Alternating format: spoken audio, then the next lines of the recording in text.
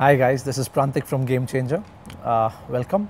I'm sitting at the Singapore Indian Association, and you can see in the background the Singapore national team, which is currently being coached by Trevor Chappell himself, is having a practice game before they go out for the real games in the coming season.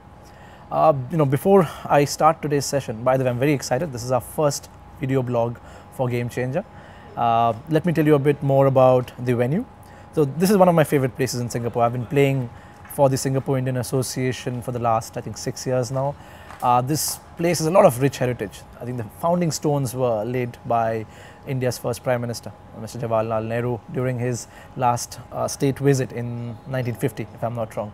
And since then, this club has produced a lot of famous sports people, not only cricketers. Some have gone on to play at the international stage as well, representing Singapore.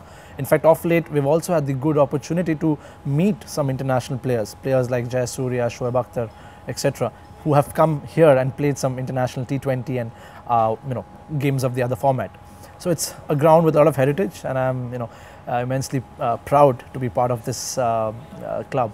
And today, we're going to talk about radio commentary, the romance, the stories behind the radio commentators. It's as we all know, it's a dying art. So I have someone who has commentated himself at the international circuit in India. His name is Mr. Mohan Subramaniam. A lot of people know him in the banking circuit and the NRI circuit. He leads the NRI practice at Citi in Singapore. But very few people know that Mohan used to commentate back home in India, in Bombay, with some legends in using radio. So today I would speak to Mohan, get some stories out of him as to what was the experience like, since when did he start commentating on radio, and hopefully I get to hear some humorous stories as well. It's amazing. We have played so much cricket together in the last 6 years, and it's a great opportunity to get to speak to you about a topic which is very close to your heart, radio commentary. Right. But before I get to that, I would just like to take your perspective on, you've seen cricket in India as you grew up.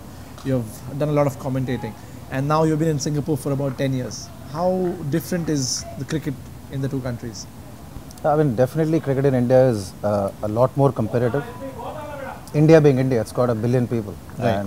And cricket it's a game which has mass hysteria, right. And therefore the talent there is that much higher. Right. So much more difficult to get into any team that plays competitive cricket in India.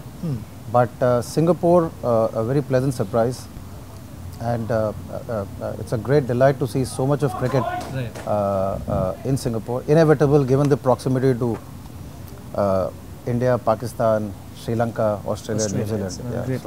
So it's a great melting pot, great mix of players coming in from all these countries. Right.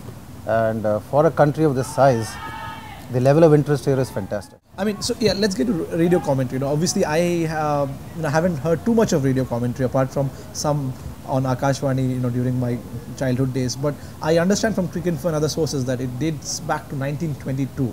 So, I mean, when was your first introduction to radio commentary? Any special memories? Okay, introduction to radio commentary, Prantik, it's hard to remember how I was introduced to radio commentary, but it is almost as though one was born into it. Right.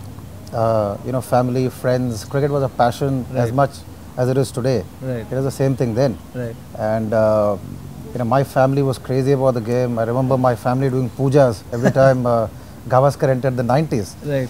And if an umpire gave him out, then the umpire would be roundly and soundly abused by the family. So that is the level of passion there was a radio and the whole family sat all the time, and therefore one was almost born into cricket commentary. But oddly, talking about the history of the game, right, and radio commentary, it was thought that cricket was too slow a game for radio commentary in the 1910s and 1920s. Right. And it was in 1927 that the first real broadcasting star came up. His name was Howard Marshall.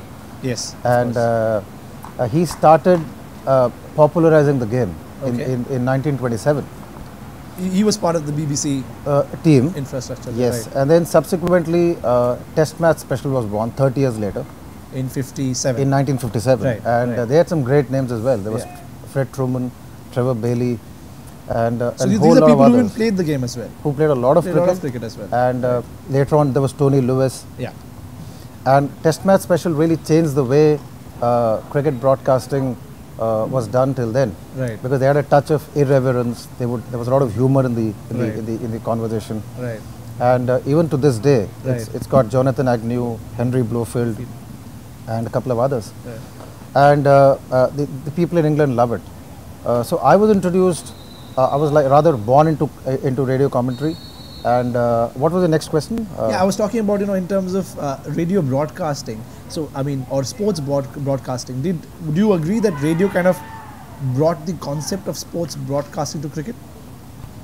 I think so. I mean, what it did was bring cricket into billions of homes. Right. How many times have you heard people glued to transistors in offices, inside taxis, in local trains? Even at stadium, I remember. In stadium, I watched live games with the small transistor. Exactly. So what it did was a staid, supposedly slow game. Right. It's like a movie with a lot of great music, right? So they had broadcasters bringing in the game to millions and billions of homes. So perfect.